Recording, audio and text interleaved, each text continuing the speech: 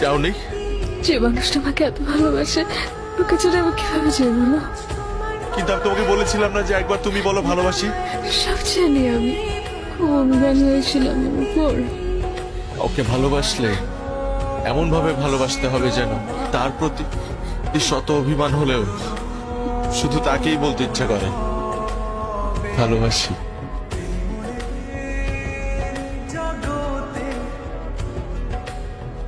I love you. ভীষণ ভালোবাসি।